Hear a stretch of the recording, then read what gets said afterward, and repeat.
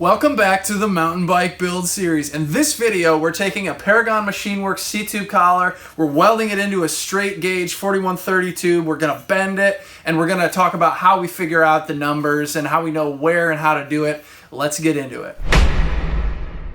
So the C-tube of the bicycle, in this case, in our mountain bike, has actually a lot of stuff going on. The chainstays of the bike are short. And so if you just had a straight tube and your rear wheel was back here, the shorter that the chainstays get, you start to have an interference between your tire and the seat tube, and you want to have not only clearance for the tire, but maybe some room for mud or different size tires. And so we're going to put the tube in there, and there'll be a bend at the bottom, and that'll slide the seat tube forward, and it will allow the tire to not interfere with the seat tube. So that's part of what we're doing by fabricating this seat tube from different pieces and with the bend. The other thing that we're doing is that you can buy bike-specific tubes that are like pre-engineered and designed to do all sorts of stuff for you. And in some cases, what's offered, it doesn't give you enough control over the process to do it the way you want it. It doesn't get things exactly the way you would want. So what I'm doing here is, this is an 1 3/8 chromoly steel tube, not bike specific, 34.9 millimeter on the outside diameter. It's 0.9 millimeter wall thickness, or 35 thousandths of an inch wall thickness. And so this is the tube that I want to use for my seat tube. I could maybe use something a little bit lighter gauge, but this is going to be great. I'm happy with this. And so that's what I want to use for the bulk of it. But when you're talking seat posts, they come in these screwy oddball sizes. So 31.6 millimeter dropper seat post is what I'm going to put in here. And so the outside diameter of the seat post is 31.6 millimeters. Well, why isn't it an even number of millimeters? Or why doesn't that correspond to a fraction of an inch? I'm not sure exactly, 27.2 millimeters, 30.9, 31.6. Those are the real popular ones. I don't know why those ones were derived exactly, but the reality is that if I had this tube that was this diameter on the outside, a common outside diameter, and then I had to like bore the whole length of it to 31.6 millimeter, it'd be a really heavy tube. I don't want that. And what some people do, what I'm doing, is a seat collar where you have a shorter section that does have this chunkier wall. This is 31.6 millimeters on the inside diameter, and I'm gonna machine a step on this with my lathe, and I'm gonna slide these together, and I'm gonna weld them together. And so that gives me the control of choosing which tube diameter and wall thickness I want for the bulk of the tube, for the structure of the frame of the bike. And then up at the top, I'm going to get the fit that I want against a seat post of my choosing. And so that it gives me the control that I want. Also, by having a chunkier section up at the top, that's where the top tube and the seat stays are all going to join in and weld together. And so, I don't want to make a boat anchor of a frame, but if I'm going to have extra meat, extra material that's thick and heavy, it'd be nice to have it in the zones where I'm welding. It just makes the welding easier, and you get less distortion from welding. And so it's a pretty good system. I've done it on a couple other bikes. I'm still kind of new to it and figuring out exactly how I like to do it. So it seems like an easy prospect, right? We want to take this tube, we want to put a bend in it, we want to chop it to length, we want to put this thing on. That's easy. It's like 2 steps, right? Well, actually, it's a fair amount of steps, because you don't want to cut it too short. You don't want to put the bend in the wrong spot. You don't want to put the step to the wrong diameter, the wrong length. And if you're constantly going back and forth to your computer or working things out with calipers and the calculator, whatever it is, it's actually a lot of information. And so what I did is I made a step-by-step list of the steps that I'm going to do to get this thing made, so that hopefully I do the planning ahead of time and then I just do the work. And so here's what's on my list. Step 1, face and chamfer the tube. I'm going to do that on the lathe just to get this end nice and square and prepped for the pressing in the seat collar and welding it together. Then I'm going to turn a step on the end of this seat collar to slide inside of this tube prior to welding. And Paragon sells some like this. I got this from Paragon Machine Works, but I wanted to be able to control that on the day that I put them together, and to be able to do the engineering, at the end. And so I'm going to be turning a step on this. I'm also going to bore out the inside diameter just a little bit on the end where it gets welded, because I think when you weld it, it has a tendency to shrink a little bit, and I think that'll make my life easier, but I'm just kind of testing that. People have told me that, and so I wanted to try that. Then I'm going to weld them together once they're both prepped. And then I'm going to put the bend in this. There's a 24.5 degree bend, and it goes at a specific place along the length of the tube. So it's 328 millimeters from the top of the tube is where the bend starts. And so let's go to the computer and I will show you how I worked out all this information. So we're here in BikeCAD, and in BikeCAD you can model stuff really pretty well. It's a pretty strong piece of software, and you can get done almost all the things you need to for this application. And so you've seen this before in the bike design, part 1, part 2. I want to know where along the tube is the bend, right? Like there's a bend and I know roughly visually where it is. Where is it exactly? And so I need to know, if we look at the bend here, if we look at the tube, it's straight line, the center of the tube is a straight line, and then all of a sudden the center of the tube is an arc, right? And it has a particular radius, and it starts at this point. That's the point of tangency. It's 328 millimeters from the top of the C-tube to that point of tangency, and that's where I need the bend to begin, and then it's a 24.5 degree bend. And so I can look for that number of degrees. I can start the bend at this distance from the top. And then when I do this bend, there will be excess tube sort of in this zone here. And then when I go to miter it to give it this round shaped cut, not in this video, but in a future video, at that point I will rough cut the tube to length. But for now, the tube that I have is extra long, so I don't even really need to worry about that. I'm just going to bend it as it is and then cut it later. So this number here is relevant. I needed that. And then this number here is relevant. I needed that. And now let's go over to Fusion 360. This is essentially free software. There's some caveats to that, but it's basically free. You can download it and get started. And then if you don't have a business that makes money, you can basically use it for free. So anyway, I modeled it up here. It's a little bit complicated to define it by all the right like restrictions and stuff to get it to show up exactly right. But it is modeled here pretty much the same way as it is in BikeCAD, except it's 3D. And so what I have here is 3 different components. There's a bottom bracket shell I can turn on and off. There is the seat collar up there, and there's the seat tube. And I am going to turn off the seat tube, and we have the seat collar. And with the seat collar here, you can see it's the same length as what I just showed you from Paragon, but I'm going to turn this little step here, this smaller diameter step that will slide into the seat tube. And so I think I have this modeled at like 19 millimeters long, and then I'm also going to turn a little bit off the inside diameter. I didn't model that, but just back about 25 millimeters or so, just to relieve a little bit of the space, because I think when I weld the circumference here, it's going to shrink a little bit. And so I don't know. I've only done this a couple times with seat collars, but I want to try that because I think that might actually help me out a little bit. So anyway, that's the idea with the seat collar, and that's the idea with knowing where to place the bends. And because I know that, see here in Fusion, you can measure stuff real easy. This is 70 millimeters from the top of the seat collar to that step. So I could just subtract that off of, here we have 328. That's including the 70 millimeters. So I could subtract it off of there if I needed to figure out how long to rough cut this tube. But I don't need to rough cut the tube. I'm just going to bend it as is, and then I'll cut it when I'm ready to do the miter. So let's go over to the lathe and get making some chips. So this is sawn, and it's like fairly square, but there's a little bit of a burr, and it's just, I can make it nicer, throw it on the lathe for a second, and so that's all I'm doing here. And it fits into my spindle bore, which is great, but there's a thing on the back. I can't get it in any further. This is close enough. Ideally, you would hold it a little bit closer to the chuck for more rigidity. This is good enough for the task at hand. Now, I don't want to grab this too tightly, or else I will deform it with these hard jaws. And so I'm just going to grab it just enough. Because, I mean, if you put a nice paint job on your bike frame and you're grabbing tubes like this, there's a very distinct possibility that you will see that sort of grip mark through the paint. So I'm trying to walk the line of holding it rigidly enough without leaving marks. And so ideally you would have different jaws, or like I have these things actually I could be using. They're kind of a pain, but they're little strips of copper. You could put them to cover the jaws, and that way you would be less likely to leave serrated marks. You could also replace these hard jaws here with like aluminum jaws that were bored for the particular diameter, which would be great in a production setting, but it's a huge job to do that just for one little task like this. So I think this will work. Another thing you could do is you could wrap the tube in paper with like a couple wraps of paper. Maybe I should do that, but I'm just going to try and get away with it. So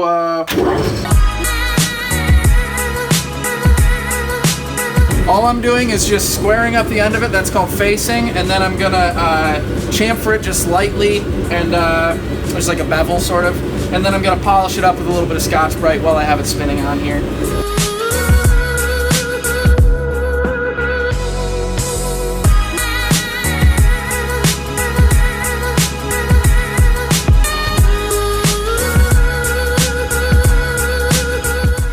So the tube is faced and it is chamfered on the inside and the outside.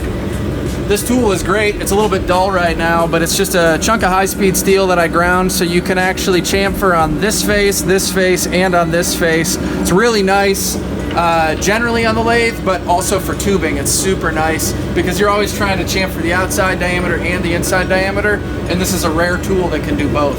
A lot of chamfer tools won't do the inside and the outside. Anyhow.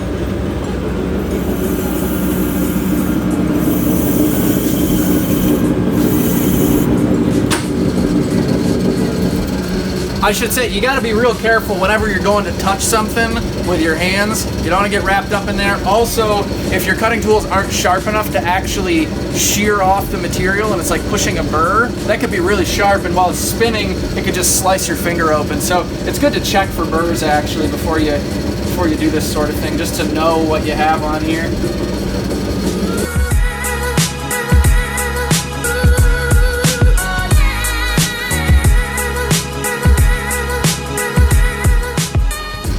Kabam! That step is done. So I'm just inspecting the surface here. You can very slightly see the marks of the jaws there, and I think I totally succeeded. I don't think you would see that through paint, but you know, you gotta be careful of that. You could easily grab just a little bit too hard, leave marks, and now it shows through paint and you've basically scrapped your tube, or you have to put a lot of work, like your painter would have to do like automotive body filler or something. It's a whole production. So just don't do that. Just be careful with your stuff so you don't leave marks on it. So now we're gonna turn the step on the seat collar, and just to show you what I mean, you can just take like a piece of paper and kind of wrap it around the diameter. Now this one here is a heavier wall thickness, and so I feel like it's less susceptible to getting like totally distorted from gripping on it. But again, it's easy and it's not a bad idea. If concentricity is really important, if while the part that's rotating needs to be held very concentric, then holding it in something like paper is a consideration. However, in this case, concentricity is really not that big of a deal. If we had, 5 thousandths or more of run out, 10 thousandths of run out, probably wouldn't make an issue. I know this is going to be plenty concentric for the task at hand. So now I can slide this into the jaws. Of course, I got to back it out a little bit. It's the same diameter tube on the outside, but now the paper has made it larger. Got a good hold on that. That's not going anywhere. So I'm just going to turn down the outside diameter, and I'm going to bore out the inside diameter some. So I want to do my step 19 millimeters back from this edge. And so a trick that you can do is you can set your calipers to the dimension you want, and then you can use them to make a little mark. And so, it's a little bit hard on the tips of your calipers. I don't do that all day, every day, but from time to time you can do it. It's really useful. So I have a little mark there. That's roughly how far back. Now this isn't a really fussy tolerance, but what I'm gonna do is I'm gonna take my turning tool. I'm gonna line it up with that mark visually. And that just gives me like a little witness mark, so I know how far back I'm turning to. So, I don't want to go way too far or not far enough, and if I do this ahead of time, I give myself a mark to shoot toward. That's kind of helpful.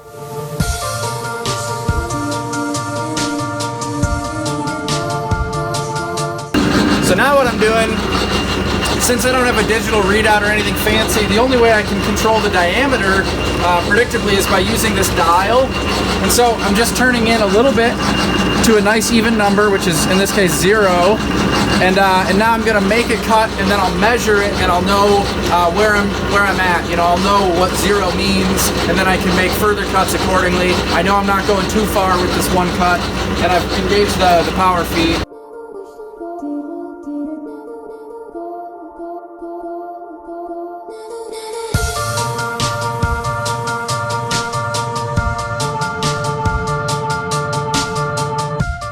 So the diameter that I want here, I wrote down 1.3 inches, but really kind of what I'm going for is I'm going to get close to this inside diameter where it needs to fit, and then I want it to be just a little bit sloppy. I think when I did this in the past, I made it more of a press fit, and it was kind of a tight fit, and I pushed them together.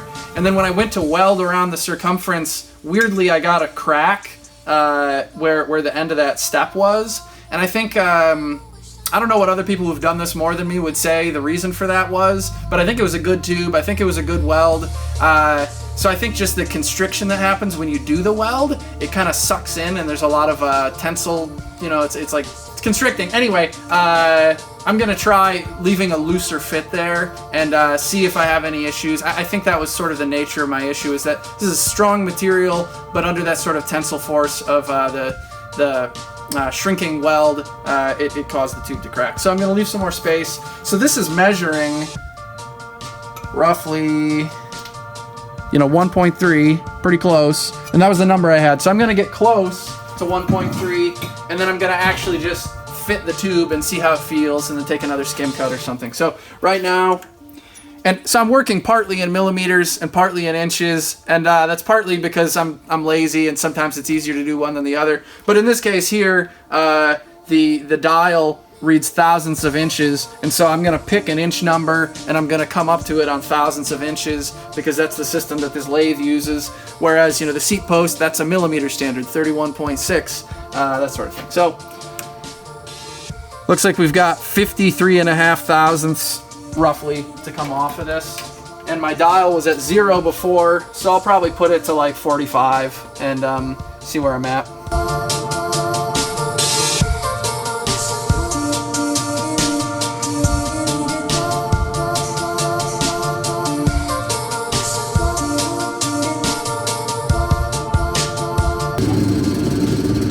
.309. And there's a lot of variables and stuff that go into this. This lathe is not that repeatable, period, but also I know that there's deflection in the tool, right? So like if I take another cut at the same number on the dial, it's gonna cut some. You know, it'll be a small number again. So I'm gonna try that. I'm just gonna do what's called a spring pass, take another cut at the same number, see what I get. I was at 45 before, so I'll do another cut at that.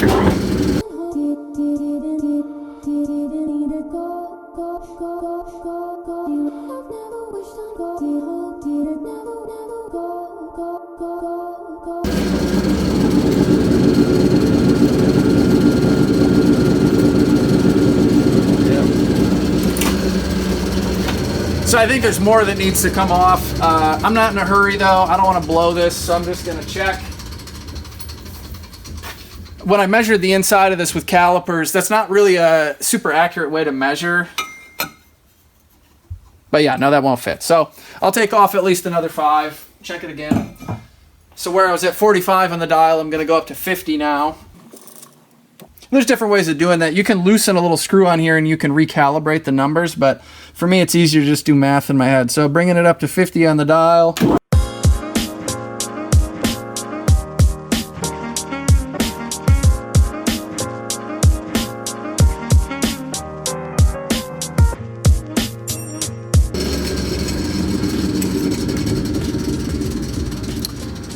That took off like 4 thousandths.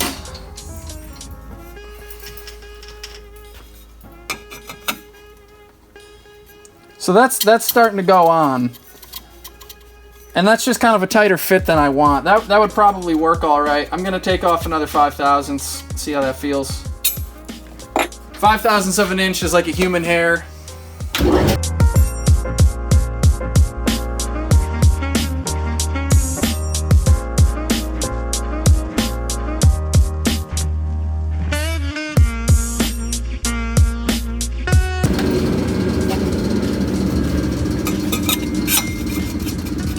That's pretty nice.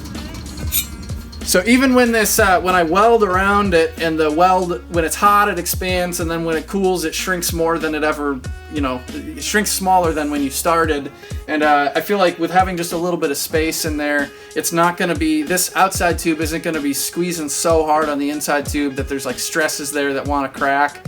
I don't know why. This other bike that I made, I don't know if I have a picture of it, but it did crack, you know, a little ways down from the weld where the edge of that seat collar was, and maybe that's just a fluke, or maybe I'm a terrible welder or something, but I feel like with a little bit more space there, you sort of minimize the risk of that. I'm also gonna chamfer this a little bit more, and then I'm gonna come in here and bore the inside of this a little bit.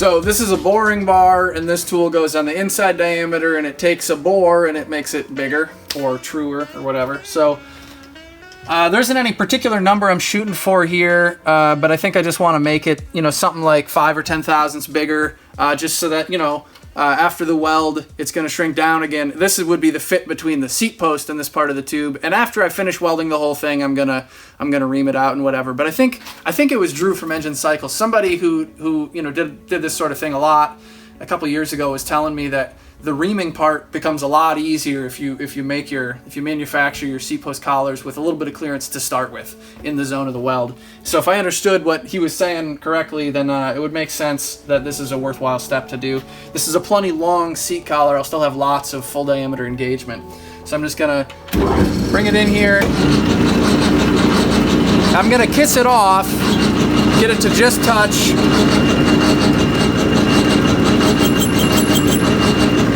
So now that it's just touching and my dial is reading like 5 thousandths, I'm gonna back it off, I don't know, let's say 8 thousandths, so we'll see what it's like.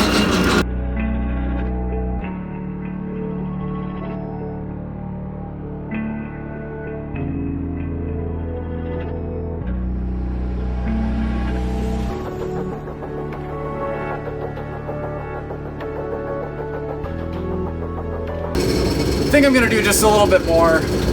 What I should have done in the first place is, since I don't have a great way to measure the z-axis travel in this direction, I could do this, where you put the boring bar on the outside and you say, okay, that's about roughly how deep I want to get, and so I will sight, you know, roughly here is how deep I'm going in, or you could put a mark or something. So I think that's close to what I did on the inside. It's hard to tell now. Something like that. Anyway.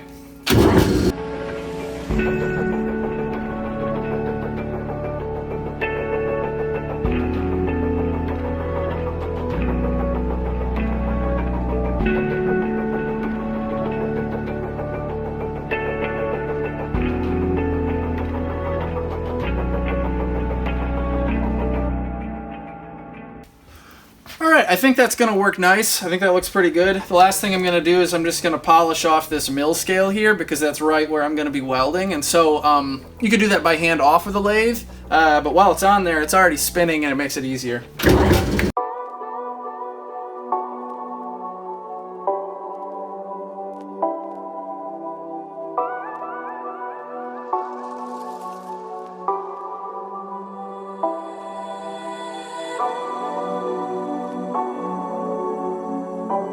So now we got this, you can see where it was indenting the paper. If we unwrap the paper, you don't really see anything there.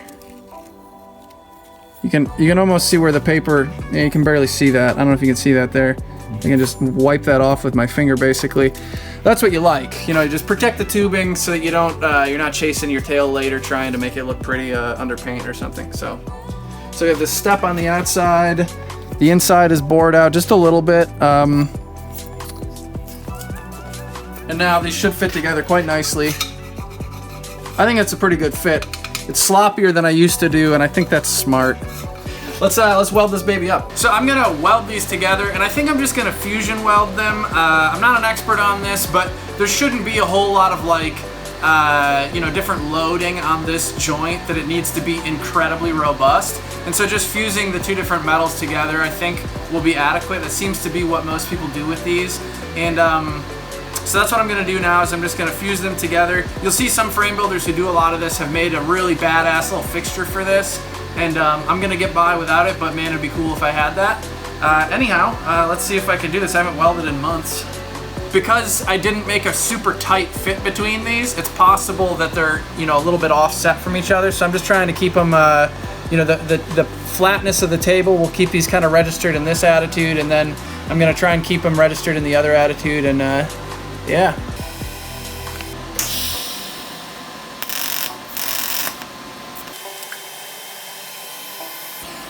So got a little tack there. Go around and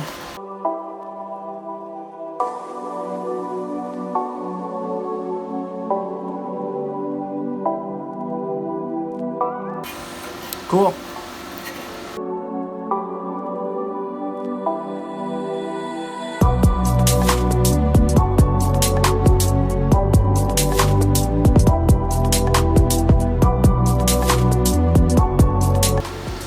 I think this is overkill because it's already so thick in there, but I have it, so I'm just gonna slide this in. This is a heat sink. You know, the idea with this is it absorbs like excess latent heat, and you know, I have it, so I guess I'll just put it in there.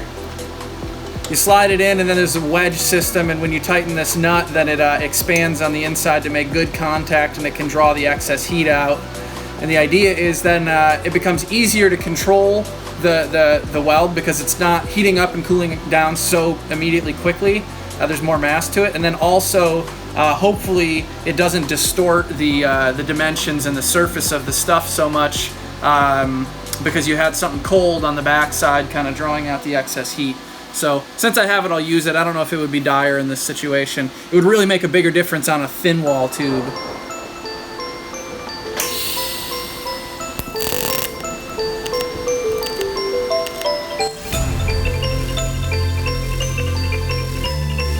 I don't know, I'm just trying to follow that line and stay centered, getting deep enough penetration that they're really sticking together.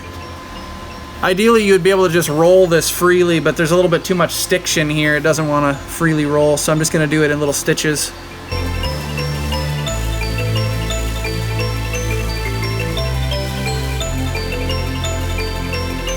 Skip around a little ways so I'm not...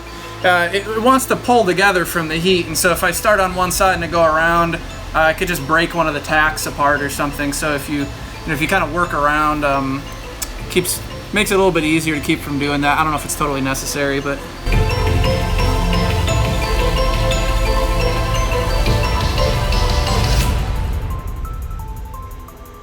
yeah, I'm not totally right centered up on the line. Yeah, that's the trick, you know, I'm just kind of rusty and just trying to do the best I can.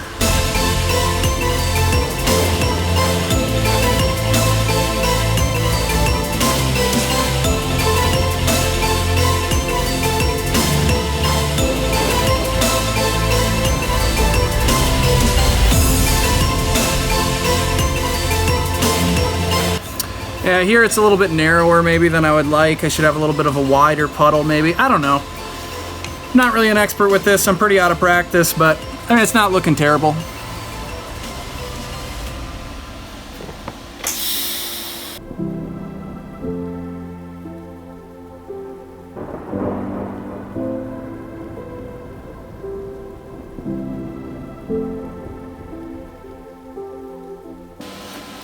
Yeah, so you can see it kind of zigzags a little bit as you spin it around.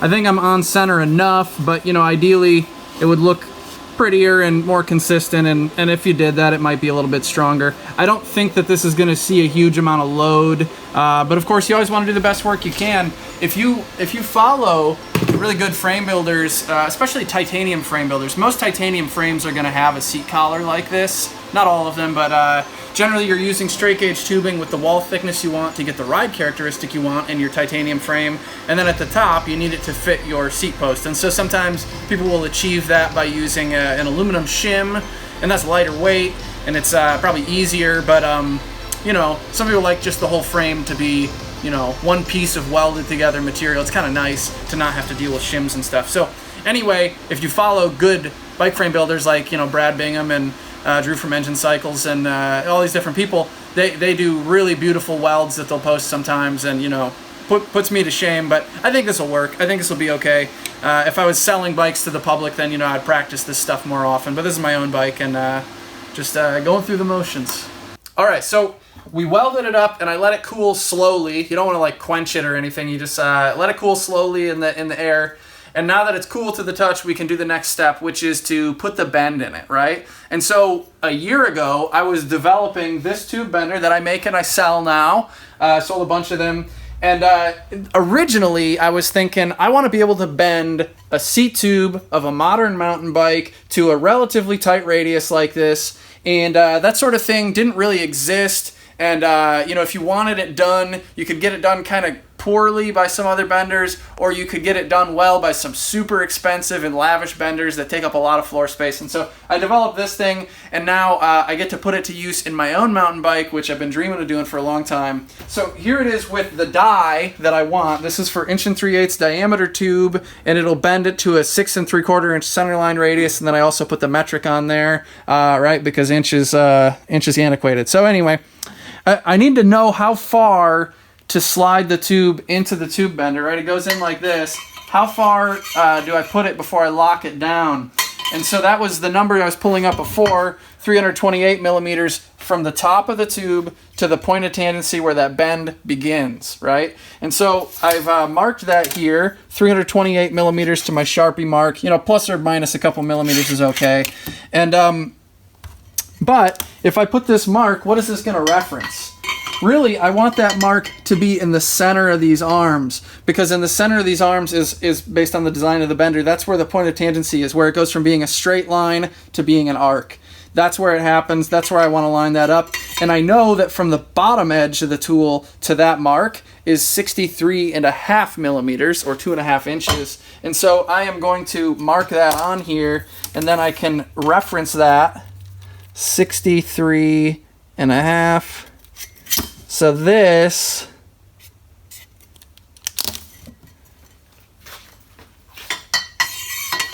that line goes against the bottom of the tool, and that locates my bend. I then put on the bend clamp, and I snug it up.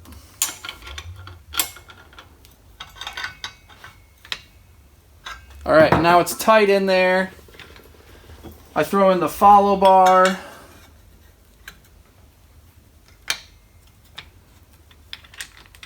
I'm just going to put enough pressure on this preload roller just so that it's just kind of snugged up a little bit. I don't actually need to get it tight. And now I can drive the bend. So I'm looking for 24.5 degrees of bend, and I know that this top edge here references my angular scale, but I know if I just bring it to 24.5 and then I release it, it's going to spring back a bunch before you know, like there's a certain amount it yields, like it actually bends, but when you bring it to a certain degree on here, it is bent to that degree at that moment, and then when you release the tension, you know, it springs back. And so it's something like 10 degrees of spring back, roughly. And it depends on the wall thickness and the alloy and the radius and the diameter, all these variables. But I'm pretty sure it's going to be close to 10 degrees. So I'm just going to take it to 35 and see what that gets me. And then accordingly, I can adjust the recipe for stuff. So this is tight. It's all tight. And I have this pivot pin here on the 6 3/4 inch pivot location, which matches my die. And so now I can drive the bend with my driver in low range. I put some oil on this screw a minute ago.